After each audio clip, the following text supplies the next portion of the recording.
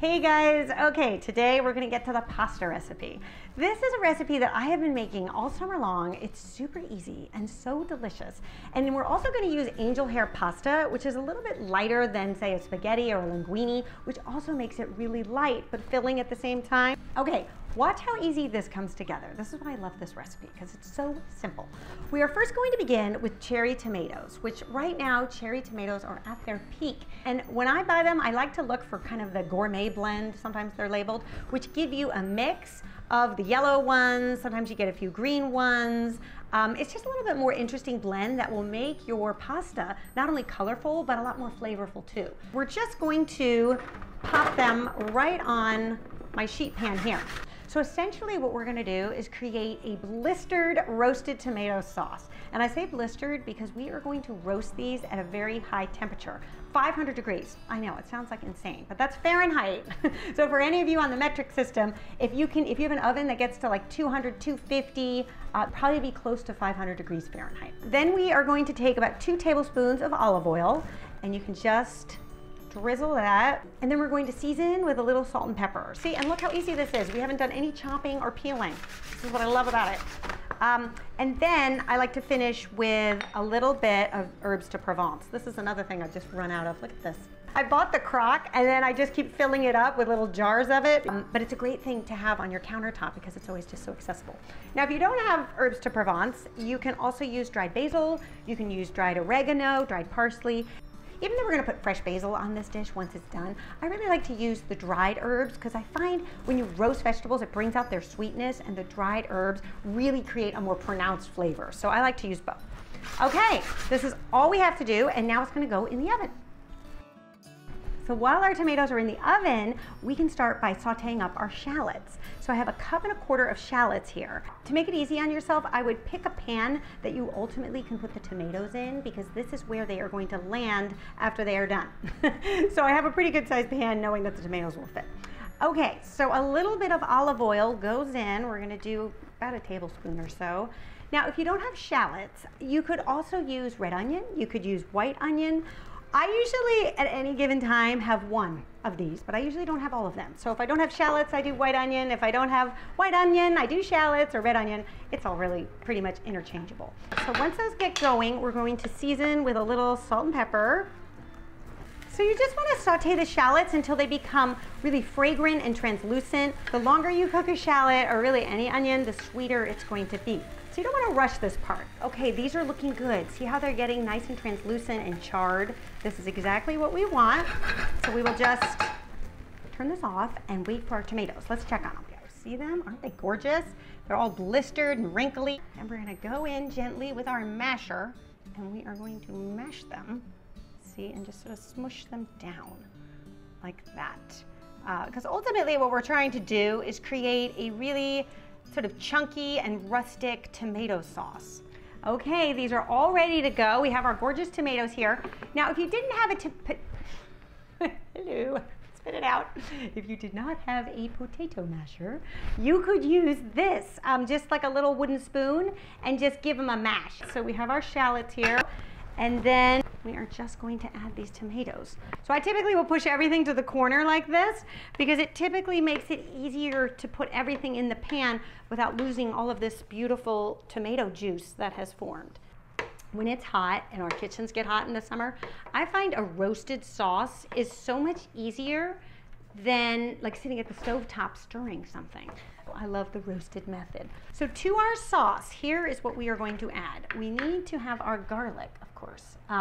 You could roast the garlic with the tomatoes if you like sort of that caramelized roasted effect. You would just slice them very thin or cut them like into quarters, and then it could roast at the same time.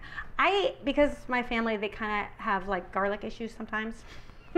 I usually will mince it and put it in because it's a little bit more well distributed, so somebody isn't like chomping down on a big thing of garlic. But after it's roasted, I say it's so sweet. So I don't know, to each their own. But this is, you can do it either way.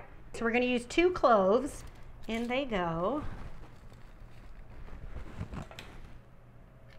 Okay, then we're going to add 2 tablespoons of white wine.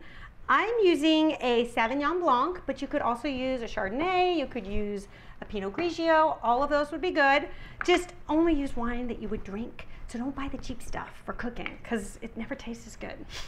That's the rule of thumb. You have to be able to drink it in order to cook with it. Now, if you don't drink, you could sub the wine for a little squeeze of lemon juice would be good. Some capers, I would do like 1 or 2 tablespoons of capers, or Kalamata olives would also be really great. I think you just want something that's a little bit briny, a little bit on the acidic side, because it's a great match with the sweetness of the tomatoes. I think the wine also helps sort of sauce it up a bit. So if you were using just the capers or the olives, I would add like maybe a tablespoon of water too, just so you get the sauciness. Taste it for seasoning. So I find you have to salt and pepper every step of a recipe. If you wait to the end or you only season in the beginning, you sort of missed all those layers of flavor that develop as you cook food. So I just give it a little test. Let's see. Oh, that is so good. Those tomatoes are so sweet. I actually don't think it needs any salt. I would probably just add a little pepper. But because tomatoes vary in their sweetness and their ripeness, depending on where you are in the world, I would not be surprised if you need a little salt just to kind of heighten the tomato flavor. And then the very last minute is when you want to boil the angel hair pasta because it cooks in like a blink. You will be so surprised if you've never cooked with it. It cooks really, really quickly, and it's not the type of pasta you want sitting around because it will get kind of stuck together and gluey. So angel hair pasta is best served kind of right out of the boiling pot, strain it, toss it with your sauce, and to the table it goes. So to get your water ready for the pasta, I find it really helps to start with hot water. I know that sounds like common sense, but you would be surprised how many times I see my kids who will fill up water for pasta with cold water. No, hot water. You'll get there so much quicker. And then we're gonna add a little bit of salt and a little bit of olive oil. Now, I know this is not very Italian. In fact, I am sure my Italian relatives are looking down at me, rolling their eyes at this. But I find with the angel hair pasta especially, I like to put the olive oil in there because it's so fine that it keeps it from clumping. I probably wouldn't do that with normal pasta because olive oil will make your sauce sort of slide right off it. But I find in this instance, a little bit of olive oil goes a long way. So most of them come like a pound. I'm gonna just use half of this box, and that would feed 4 people perfectly fine. Now I'm also gonna do something my Italian relatives are not gonna be happy with. I'm going to break this in half.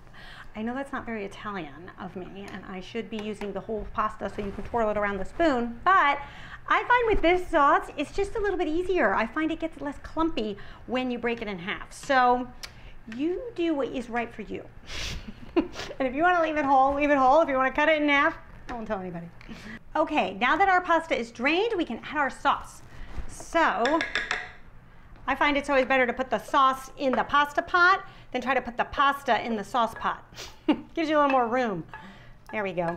Oh, look how beautiful that is. This is going to be so delicious. Okay, and then I think it's a little bit easier to use the tongs because you can take the pasta and sort of swirl it around the sauce. And it seems to distribute it a bit better. This is looking good. We have 2 more things to add, which in my opinion, really send it over the top. So the first thing is some fresh basil. We definitely have to have our fresh basil. And right now I am growing it in the garden. And I love to use just regular green Italian basil and this gorgeous purple basil. It has a different taste to it. It tastes almost more like anise flavored. It's so delicious and just as easy to grow. And if you would like to see how my garden is progressing, I have finally uploaded a video to that channel with a little summer garden tour. We have good things going on, we've got a few bad things going on. So if you want to see what's growing, you can click the annotation and meet me over there once this video is done. I think when things are not going well in the garden, it's a great teachable moment to show you what went wrong and why. So you'll learn a few tips. I like to put half of it in the pasta and then reserve the other half for the top. Okay, this is the next thing I like to do, is to take some of this fresh mozzarella that comes in the water like this. You can get the little pearls, you can get the little balls, or you can get a whole big ball of mozzarella. And we are going to just break it apart.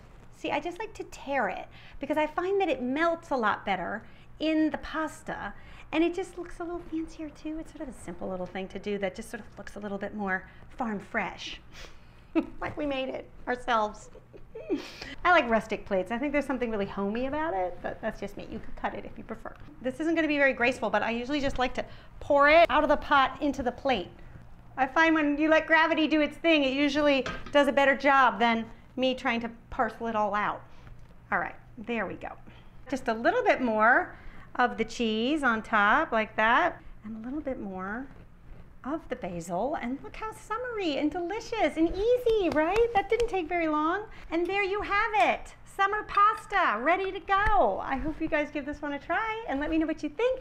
And let me know also what you'd like to see next time. All right, you guys, I'll see you back here next week. Bye.